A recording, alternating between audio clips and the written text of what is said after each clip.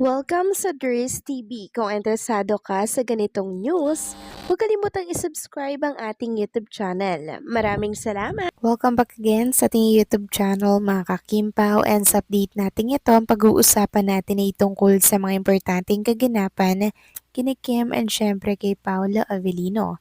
So ang pag-uusapan natin sa update na to ay may kinalaman nga po sa dumating na invitation for Paolo Avellino. Nako, para saan nga kaya ito? At kasama kaya si Chinita Princess? Yan ang pag-uusapan natin ngayon. And syempre, pag-uusapan din natin ang pagtatapos or pinali po ng Di Alibay na talaga namang pumangalwa po sa spot dito po sa X para yan sa trending in the Philippines. Naku, lahat yan pag-uusapan natin. Kasama na din ang iba pang ganap kina Kim and Paolo Avellino mula po sa Australia. Pero bago natin talakayin ang lahat ng yan, maraming salamat po sa inyong patuloy na pag-support at pagsubaybay sa mga daily update natin. Kaya naman bilang pasasalamat, narito po ang isang napili kong komento patungkol ito sa naging previous update. Mula ito kay Ginang Lolita Maestrado. Sabi niya, "Salute ako sa inyo, Ma'am Leoncia Talian. Feel ko po mahal na mahal mo si Kim, parang tunay na anak. Tama po ang ginawa to clear everything about Kim Pao para maklear na ang lahat. Baka sa ganong paraan, manahimik na ang mga bashers. Salamat po." Maraming salamat po rin sa inyong komento, Ginang Lolita Maestrado. So hindi ko pa po nababasa yung komento ni Ginang Leoncia Talian. Pero tama po kayo dyan, para na talagang anak ng mga seniors, si Kim Chu and si Paolo Avellino, the way po nilang magpayo, magbigay po ng mga message for Chinita Princess. Ramdam na ramdam ko po yung pagmamahal po nila. Every time po na nagbabasa ako ng mga komento po ninyo, andun po talaga yung pagpapahalaga, pagmamahal, and parang tunay nyo na pong anak, si Chinita Princess. Nakakatuwa naman po yung pagmamahal ninyo. Kaya hindi nakakapagtaka kung bakit marami din po talagang nagmamahal kay Chinita Princess. Yun ay dahil sa kanyang kabaitan at kabutihan po ng kanyang puso. So maraming salamat po sa inyong komento, Ginang Lolita Maestrado. God bless po sa inyo at mabuhay kayo. So eto na nga, pag-usapan na natin mga kakimpa, mga topic na nakalap natin sa update na to. At tunay na nga nating pag-usapan ang trending in X tonight. So pang second spot po ang The Alibay dito po sa X or trending in the Philippines. Kung yung mapapansin, pangalawa po sa trending itong hashtag The Alibay unexpected ending. So grabe lang, 'di ba? Sabi nga nang nag-post, piliin nyo ang isa't isa, Vincent and Stella, kahit gaano kahirap ang pagdaanan ninyo. Basta magkakampi at magkasama kayo, malalagpasan nyo yan. Number 2, trending na. At eto pa ang isang revelasyon mga kakimpaw na ikakagulat po ng lahat, dahil yung eksena po pala nila Paolo and Chinita Princess kuha po sa Canada. Si Paolo po palang nag-direct nun mga kakimpaw. So ito ipapakita ko na lamang po sa mga screen po ninyo na si Paolo Avellino po talaga yung kumukuha po ng anggulo dyan mga kakimpaw.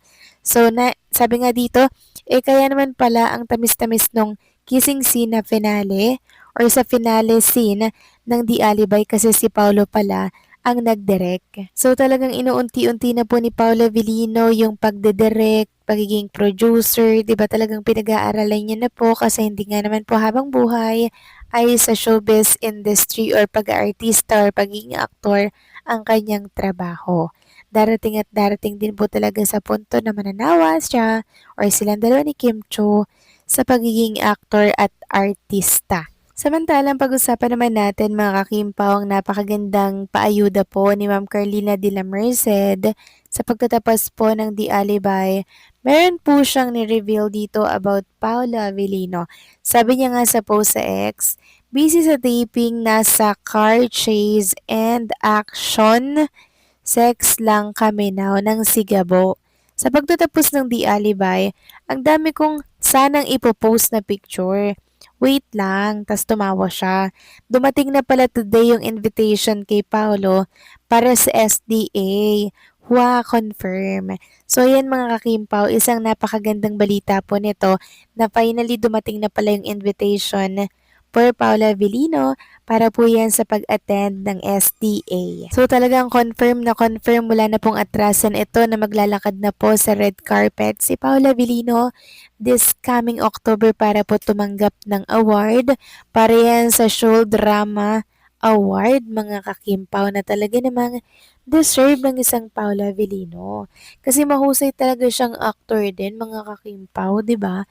And ang tanong nga po dito is kasama kaya daw si Chinita Princess na sumama dyan sa Korea para tumanggap po ng award. So totally hindi naman po kasama si Chinita Princess sa pagtanggap.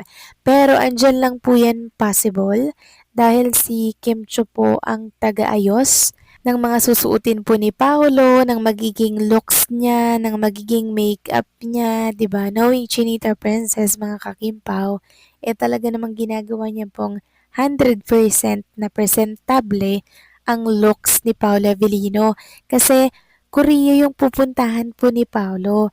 So, syempre, dapat presentable, maayos yung pananamit ni Paolo, 'di ba? And for sure naman, ready na si Kim and Paula Avellino para po sa pagtanggap ng kanilang award. And mukhang nabili na rin po nila Kim and Paolo yung mga susuotin po ni Paolo para sa pagtanggap po ng SDA. And isa po talaga ito sa kina-excite ko pong mangyari, yung pagtanggap po ni Paolo ng award sa Korea. Diba ano kaya yung magiging style or magiging OOTD doon ni Paolo Avellino? So yun yung inaabangan ko din po mga kakimpaw Dahil alam naman natin kung sinong nag-design yan. Walang iba kundi po si Chinita Princess mga kakimpaw. Kaya maraming salamat po sa paayudang ito, Ma'am Carlina de la Merced. For sure, magiging masaya na naman po ang mga Kimpaw fans sa bonggang paayuda nyo na natanggap na ni Paolo Avellino ang kanyang invitation para po sa SDA. So, sino-sino nga kaya yung isasama dito ni Paolo, mga kakimpaw, no? Isang karangalan na naman po ang iuuwi ni Paolo at deserve niya po ito mga kakimpaw. Samantalang talakayin naman natin ang tungkol dito sa kaganapan kay Paula Avellino and Chinita Princess dito po sa Australia. So meron kasi ditong nag-post na talaga namang sobrang bait daw po ni Chinita Princess. Sabi niya nga dito, I went to the day 2 rehearsals and meet and greet kasi di na makaabot friend ko. Kaya masayang text niya. Sulit na sulit this time. I was able to say thanks again to Kim Chu for signing the bags kasi yung first time tulala ako na nahiya seeing her. She remembered me and she said, love it daw. Nako mga kakimpaw, sobrang bait talaga ni Chinita Princess, no? Talagang marunong po siyang makisama. Kaya naman ang mga fans, todo-todo ang pagmamahal at pagsuporta na ginagawa for Kim and Paolo. So kayo ba mga kakimpaw, ano masasabi ninyo dito? Please comment down below.